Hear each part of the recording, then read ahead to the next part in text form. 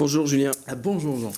Dans cette revue de presse, on va parler des hebdos, bien sûr. Oui, c'est le vendredi, c'est le jour de sortie pour les hebdomadaires et on commence par l'hebdo de la Presqu'île qui nous parle de Saint-Nazaire.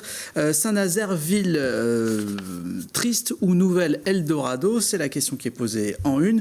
Question posée suite à la sortie d'un guide qui s'appelle S'installer à Saint-Nazaire, que l'on doit au journaliste Philippe Dossal, qui se pose la question, est-ce que c'est une bonne idée de s'installer à Saint-Nazaire? Alors d'un côté, il met en avant ce côté peut-être gris de Saint-Nazaire, la base sous-marine, la première impression glaciale dont il parle.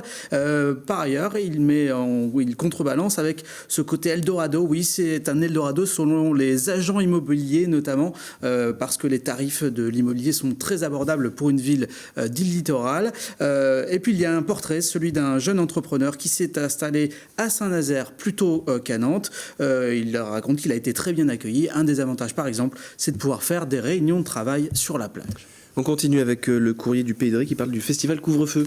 Oui, le festival du couvre-feu qui a lieu à Corsé et que l'on doit sauver, c'est ce que nous raconte le courrier du Pays de Ré. En gros, une édition 2015 qui a été moyenne, une édition 2016 qui a voulu casser un peu les codes en étant itinérante. Ça a moins bien marché que prévu, du coup problème financier, et un festival qui est en sursis pour son édition 2017. Du coup, les collectivités ont été sollicités et le festival essaye de trouver aussi des solutions avec un financement participatif, avec aussi, et c'est pour ça qu'on en parle, les 25 et 26 novembre, un concert qui sera organisé notamment avec les Ogres de Barbac pour pouvoir trouver des financements pour s'assurer que l'édition 2017 aura bien lieu. On continue avec l'éclaireur. Oui, l'éclaireur de Châteaubriand qui nous parle qui consacre un dossier spécial à la zone d'activité Horizon. C'est au sud-ouest de Châteaubriand. C'est une zone de 190 hectares qui concentre des entreprises, des commerces créés en 1963. Une zone assez stratégique.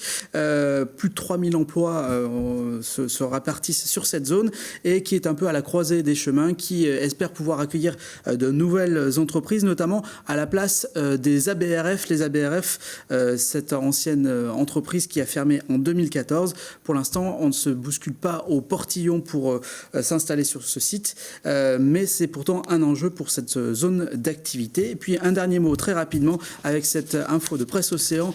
On pèlerine pour le Hellfest. C'est un anthropologue qui a réalisé une thèse sur le Hellfest qui cherche à la faire publier et il lance un appel pour pouvoir le faire avant la fin de l'année. Merci Julien.